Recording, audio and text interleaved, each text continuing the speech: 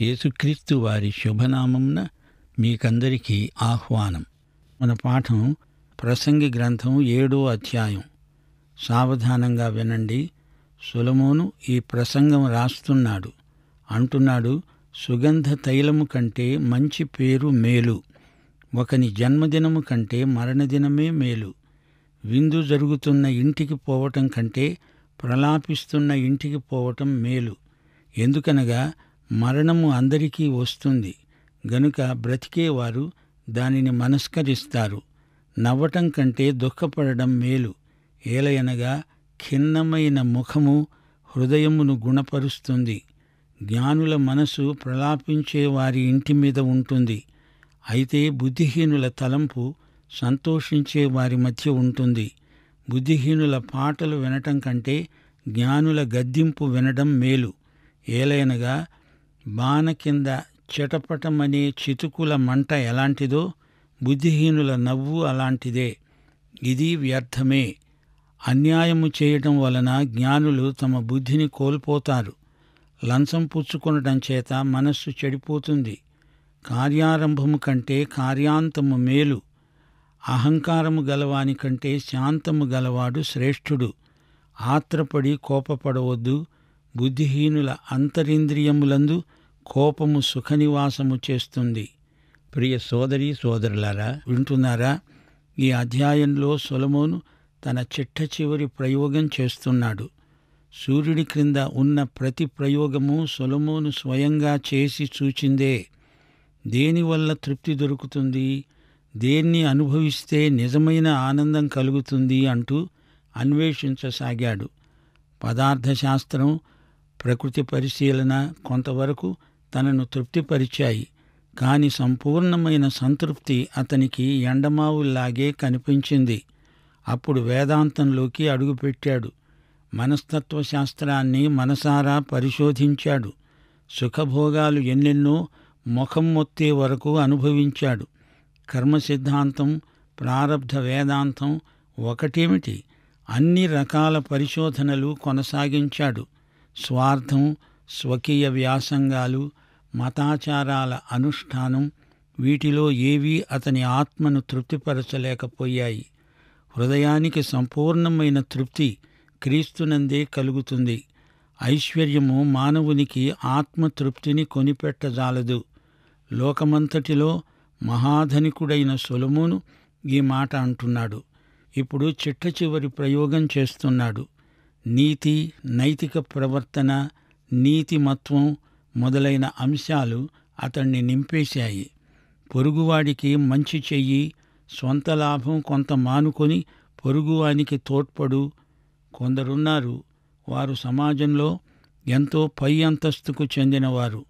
వారు మామూలు మనుషులతో కలిసి మెలిసి తిరగరు. వారి పిల్లలను కూడా బీద పిల్లలతో కలవనీయరు.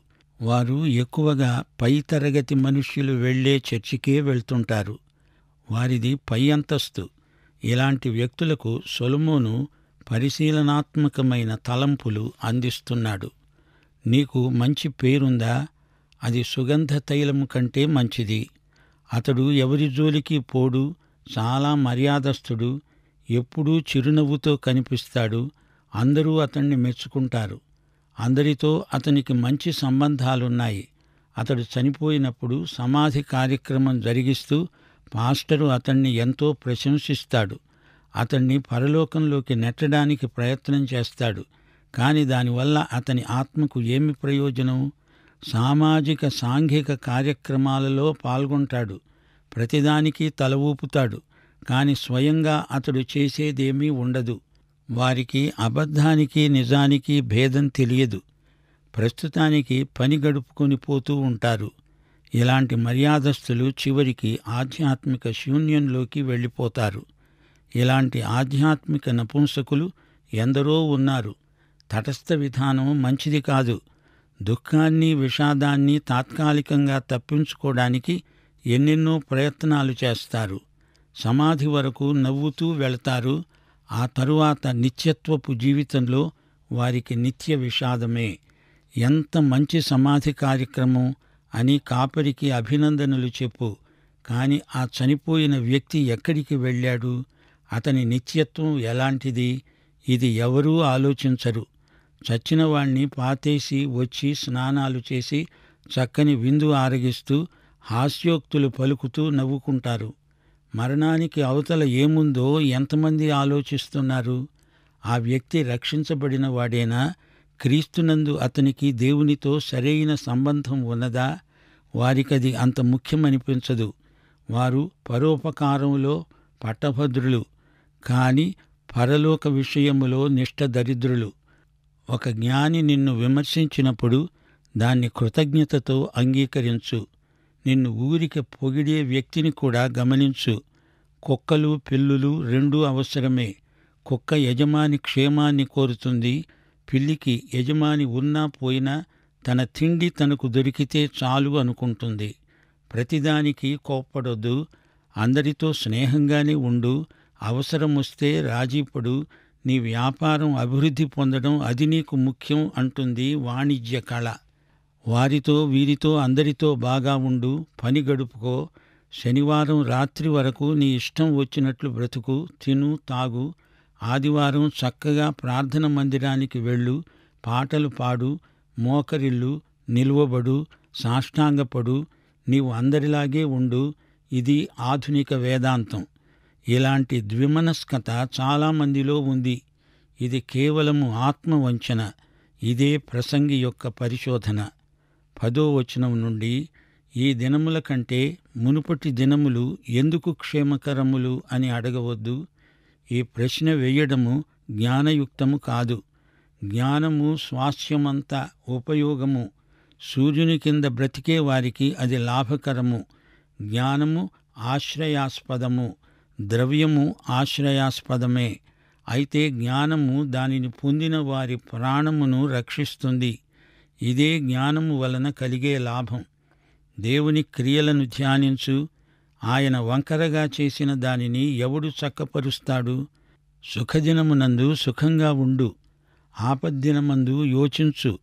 తాము చనిపోయిన తరువాత జరిగే దానిని నరులు తెలుసుకొనకుండా దేవుడు సుఖదుఖములను జతపరిచి ఉన్నాడు. వింటున్నారా? జ్ఞానము మంచి స్వాస్థ్యము. ఇలాంటి వారసత్వం గలవారు ఎల్లప్పుడూ సంపన్నులే. సామెతల గ్రంథంలో జ్ఞానము అని వచ్చినప్పుడెల్లా ఆ జ్ఞానము క్రీస్తే అని గుర్తించాము. క్రీస్తే మనకు జ్ఞానమై ఉన్నాడు. క్రీస్తు లేని జ్ఞానము మత విషయిక మౌఢ్యానికి నడిపిస్తుంది. డబ్బు మనకు కాపుదల అంటే కొంతవరకు నిజమే గాని, డబ్బునే దేవుడిగా ఎంచుకొని సిరికి దాసుడివై క్రీస్తును పోగొట్టుకోవడం నిత్య నష్టం. క్రీస్తునందలి జ్ఞానం మనకు నిత్య జీవం. యోహాను సువార్త 17వ అధ్యాయంలో యేసు ప్రభు ప్రార్థన చేస్తూ అన్నాడు, అద్వితీయ సత్యదేవుడవైన నిన్ను, నీవు పంపిన క్రీస్తును ఎరిగి ఉండడమే నిత్యజీవం. మనకు జ్ఞానమై ఉన్న క్రీస్తు ద్వారా పరలోక విషయంలో ఆత్మ సంబంధమైన ప్రతి ఆశీర్వాదము మనకు సంక్రమిస్తుంది. 15వ వచనం నుండి, మా వ్యర్థ సంచారముల కాలములో నేను వీటినన్నిటినీ చూచాను. సొలొమోను ఒప్పుకుంటున్నాడు, అతడు చేసిన విహారయాత్రలు, ప్రయాణాలు అంతా వ్యర్థ సంచారమే. సొలొమోను కాలికి బలపం కట్టుకొని తిరిగి తిరిగి వీటినన్నిటినీ పరిశీలించాడు, అధ్యయనం చేశాడు. వాటినన్నిటినీ ఒకచోట చేర్చి పరిశోధనాత్మకమైన ప్రసంగ వ్యాసం రాశాడు. నీతిని అనుసరించి నశించిన నీతిమంతులు కలరు, దుర్మార్గులై ఉండి చిరాయువులైన దుష్టులు కలరు. నీతిమంతులు ఎన్నో హింసలకు గురి అవుతారు. పాత నిబంధన కాలంలో నీతిమంతులకు 20% హింసలే వచ్చాయి. కానీ కొత్త నిబంధన భక్తులకు 80% వచ్చాయి. దుర్మార్గులు ఇంకా బలిష్ఠులై ఎక్కువ కాలం బతుకుతున్నారు. సైతానుకు కూడా బలహీనులు అక్కర్లేదు, వాడికి బాగా బలమున్నవారు కావాలి. అందుకే సైతాను తన వారికి ఎక్కువ కండరాల బలమిచ్చి వారిని దేవుని బిడ్డల మీదికి ఉసికొల్పుతున్నాడు. దేవుని బిడ్డలు క్రీస్తునందున్న మహాకృపచేత బలవంతులై ఉంటారు. అధికముగా నీతిమంతుడవై ఉండవద్దు అనగా, నీ నీతి నీ స్వంతది కాదు, యేసు నీతి నీకు ఆరోపించబడింది. అతిగా నీతి ప్రదర్శన చేసే వ్యర్థ ప్రయత్నం మానుకో. అధికముగా జ్ఞాని కావద్దు. యేసు జ్ఞానం నీకుంటే దాన్ని ప్రదర్శించడానికి నీవేమీ ప్రయాసపడనక్కర్లేదు. వెలుగు తనను గురించి తాను ప్రచారం చేసుకోనక్కర్లేదు. నీ నీతి, నీ జ్ఞానం అప్రయత్నంగానే ఇతరులకు కనపడతాయి. అధికముగా దుర్మార్గపు పనులు చెయ్యకు, అనగా దుర్మార్గపు పనులు చేస్తూ అందులో అతిశయిస్తూ రెచ్చిపోవద్దు. బుద్ధిహీనంగా తిరగవద్దు. సిగ్గు లేకుండా నలుగురిలో నీ తెలివి తక్కువతనాన్ని ప్రదర్శించుకుంటావా? ఇలాంటి పనులు చేస్తుంటే నీ కాలమునకు ముందుగా నీవు చనిపోతావు. అకాల మృత్యువు నిన్ను పొట్టన పెట్టుకుంటుంది. మంచిని పట్టుకో, దానిని చెయ్యి విడువవద్దు. గట్టిగా పట్టుకో. దేవుని యందు భయభక్తులు గలవాడివై వీటినన్నిటినీ కొనసాగించు. పట్టణమందు ఉన్న 10 మంది అధికారుల కంటే జ్ఞానము గలవానికి జ్ఞానమే ఎక్కువైన ఆధారం. 10 మంది అధికారులు అజ్ఞానులైతే అంతకంటే ఒక్క జ్ఞాని మేలు. అతడు పట్టణాన్ని కాపాడగలడు. పాపము చేయక మేలు చేస్తూ ఉండే నీతిమంతులు భూమి మీద ఒక్కడైనా లేడు. ఈ లోకంలో స్వతహాగా ఏ పాపము లేనివాడు, ఏ పాపము చెయ్యనివాడు ఎవ్వడూ లేడు. మనుష్యులందరూ పాపులై పాపం చేస్తూ దేవుడు అనుగ్రహించే మహిమను పొందలేకపోతున్నారు. అయితే క్రీస్తునందలి విశ్వాసము చేత మనము నీతిమంతులమవుతున్నాము. యేసుక్రీస్తు తన నీతిని మనకు ఆరోపిస్తున్నాడు. చెప్పుడు మాటలు వినవద్దు. అలా విని నీ పనివానికి నీవు అన్యాయం చేస్తే, అతడు నిన్ను శపిస్తే, అది నీవు వింటే ఆ శాపము నీ మీదికి వస్తుంది. చెప్పుడు మాటలను లక్ష్యపెట్టవద్దు. సాడీలు చెప్పేవారు నీ చుట్టూరా చాలామంది ఉంటారు. నిన్ను ఎరిగినవాడు ఎవడో నిన్ను తిడతాడు. అది నీవు విని నీవు అతణ్ణి తిడతావు. అప్పుడు అతడి వల్ల నీవు, నీ వల్ల అతడు ఇద్దరూ చెడిపోతారు. నీవు మార్గమధ్యంలో అటూ ఇటూ చూడకుండా తిన్నగా నడిచిపో. నీవు జీవము గల మనిషివి. ఉసూరుమంటూ తోటకూర కాడలాగా ఊగిసలాడవద్దు. నీవు క్రీస్తుకు మాత్రమే చెంది ఉన్నావు. నీ యజమాని సైతాను కాడు, లోకం కాదు, శరీరము కాదు, నేత్రాశ కాదు, జీవపు డంబము కాదు. వేషధారణ బ్రతుకు మానేయి. ప్రార్థనలో, ఉపవాసములో, దాతృత్వములో నీ ఆధ్యాత్మిక జీవితాన్ని వేషధారణ దెబ్బతీస్తుంది. యువతీ యువకులారా, మీ పెద్దలు వేషధారులైతే వారిని అనుసరించకండి. క్రీస్తు మీ మాదిరి. శూన్యం, నిరర్ధక జీవితం, ద్విమనస్కత, నకిలీ నైతిక ప్రదర్శన, వీటిని సిలువ వెయ్యండి. నాస్తికుడినైనా ప్రభువు దగ్గరికి నడిపించవచ్చును గాని స్థిరపడిపోయిన క్రైస్తవ వేషధారులను మార్చడం దేవుడికి కూడా ఎంతో కష్టం. ఈ వేషధారి సువార్త వింటున్న కొద్దీ ఫరోలాగే తన హృదయాన్ని ఇంకా ఇంకా గట్టిపరుచుకుంటాడు. ఇది చాలా విషాదకరం.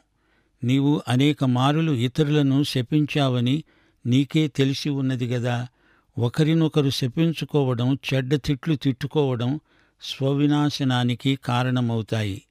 23వ వచనం, ఇదంతా జ్ఞానం చేత నేను శోధించి చూచినదే. ఇది సొలొమోను యొక్క జ్ఞాన పరిశోధనాత్మక ప్రసంగ వ్యాసం. జ్ఞానాభ్యాసం చెయ్యాలని నేననుకున్నాను, కాని అది నాకు దూరమైపోయింది. సత్యమైనది దూరముగా బహు లోతుగా ఉన్నది. అనగా జ్ఞానయాత్ర బహు దూరయాత్ర. అంతేకాదు, జ్ఞానం లోతైనది. దాని దూరమెంతో లోతెంతో సొలొమోనంతటి జ్ఞానికి అంతుబట్టలేదు. దూరము అంటే పొడవు, వెడల్పు, ఎత్తు, లోతు. ఈ జ్ఞానము యొక్క ఘనపరిమాణం ఏ మానవ మాతృనికి లెక్క తేలదు. దానిని పరిశీలన చేసేవాడు ఎవడున్నాడు? సూర్యుడి క్రింద, ఆకాశము క్రింద ఉన్న ఏ మనిషికి అది సాధ్యం కాదు. వివేచించడానికి, పరిశోధించడానికి, జ్ఞానాభ్యాసం చేయడానికి, సంగతుల యొక్క హేతువును తెలుసుకోవడానికి భక్తిహీనత, బుద్ధిహీనత అని, బుద్ధిహీనత వెర్రితనమని గ్రహించడానికి నా మనస్సు నిలిపాను. అనగా నా మనస్సును కేంద్రీకరించాను. వివేచన, పరిశోధన, జ్ఞానాభ్యాసం ఇవన్నీ సొలొమోను వ్యాసంగాలు. ప్రతి విషయానికి హేతువు తెలుసుకోవాలి. మన విశ్వాసమునకు హేతువేదో అడిగేవారికి సాత్వికముతో జవాబు చెప్పాలి. భక్తి లేనివాడు బుద్ధిహీనుడు, బుద్ధిహీనుడు వెర్రివాడైపోతాడు. ప్రకృతి సంబంధికి ఆధ్యాత్మిక విషయాలు వెర్రితనమనిపిస్తాయి. సొలొమోను ఏకాగ్రతతో ఈ అంశాలను పరిశోధించాడు, ఆలోచించాడు, చర్చించాడు. వాటినే ఇప్పుడు ప్రసంగిస్తున్నాడు. మరణము కంటే ఎక్కువ దుఃఖము కలిగించేది ఒకటి నాకు కనపడింది. అది వలల వంటిదై, ఉరుల వంటి మనస్సును, బంధకముల వంటి చేతులను కలిగిన స్త్రీ. దేవుని దృష్టికి మంచివారు దానిని తప్పించుకుంటారు, గాని పాపాత్ములు దాని వలన పట్టుబడతారు. ఇక్కడ ప్రసంగి ఒక స్త్రీని గురించి మాట్లాడుతున్నాడు. ఆమె ఎన్నో ఉరులు తన మనస్సులో పెట్టుకొని ఉన్నది. ఆమె మనసులో ఎన్నో వలలున్నాయి. ఆమె చేతులు పాపబంధకాలు, శృంఖలాలు.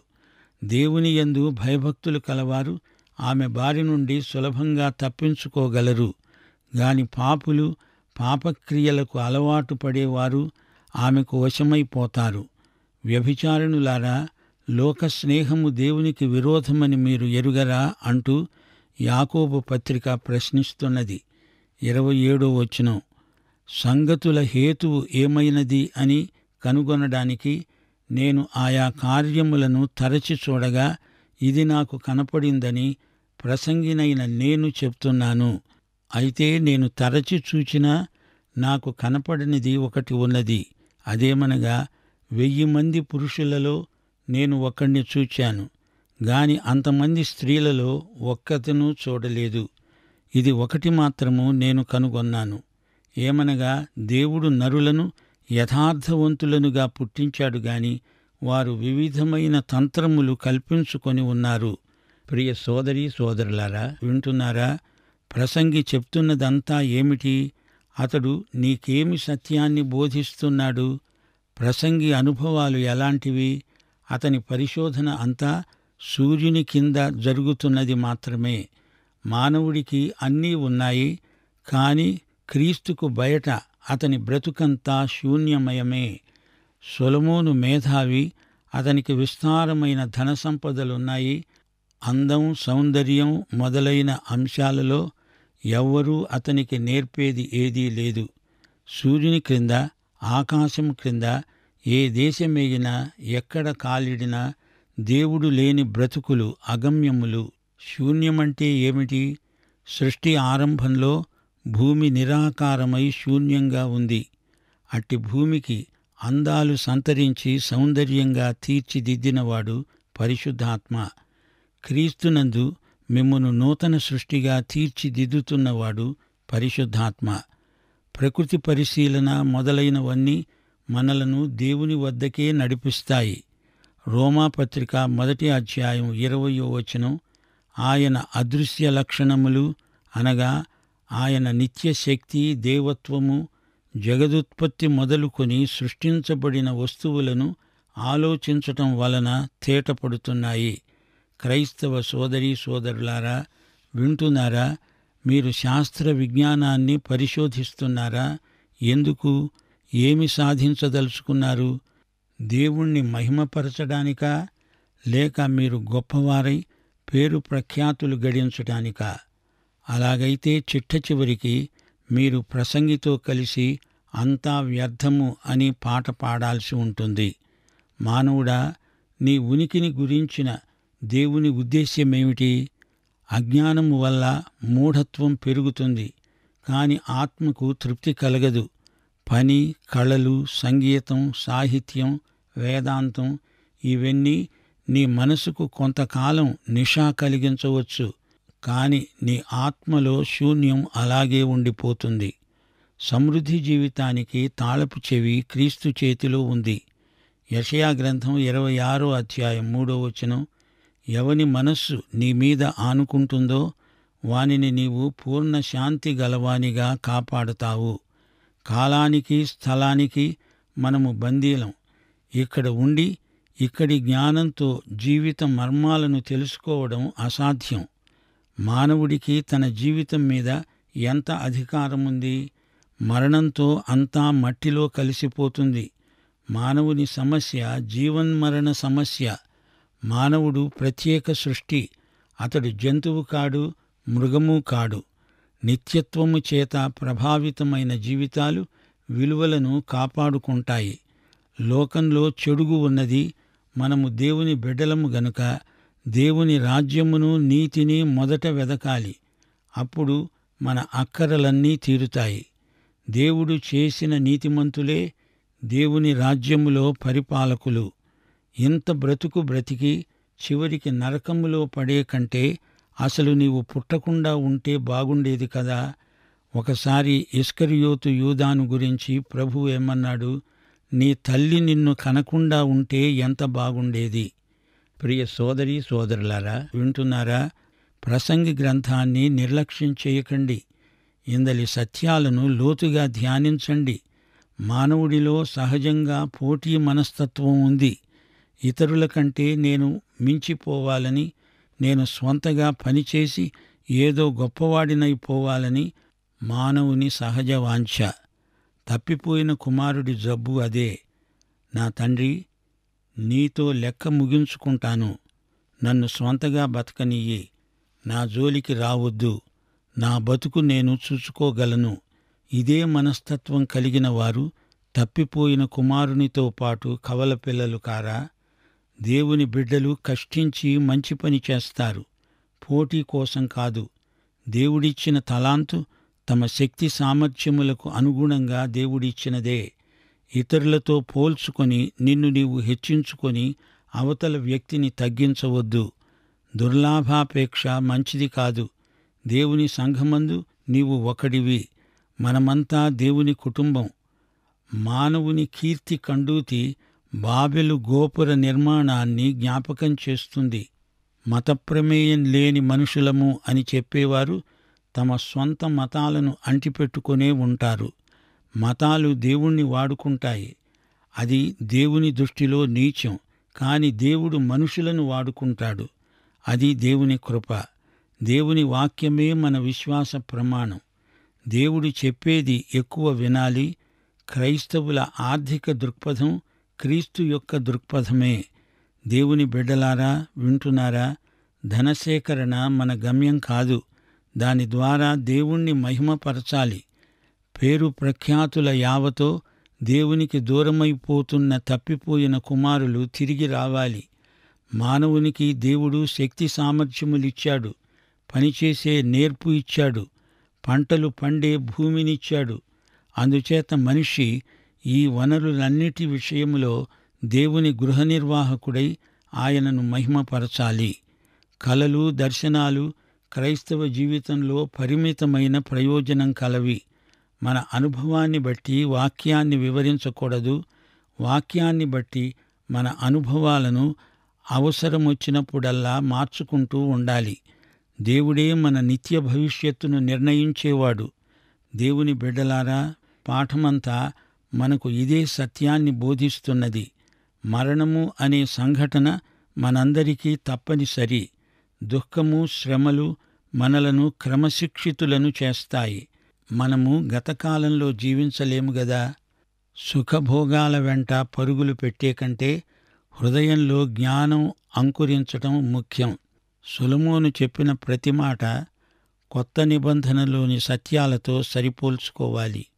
ప్రియ సోదరీ సోదరులారా, నీవు యేసుక్రీస్తును నీ స్వకీయ రక్షకునిగా, ప్రభువుగా ఎరుగుదువా?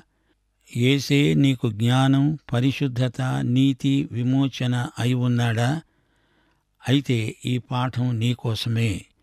మన ప్రభు అయిన యేసుక్రీస్తు వారి దివ్యకృప, తండ్రి అయిన దేవుని పరమ ప్రేమ, పరిశుద్ధాత్మ యొక్క అన్యోన్య సహవాసము, సహాయము నిత్యత్వము పర్యంతము మనకు తోడై ఉండునుగాక. ఆమేన్.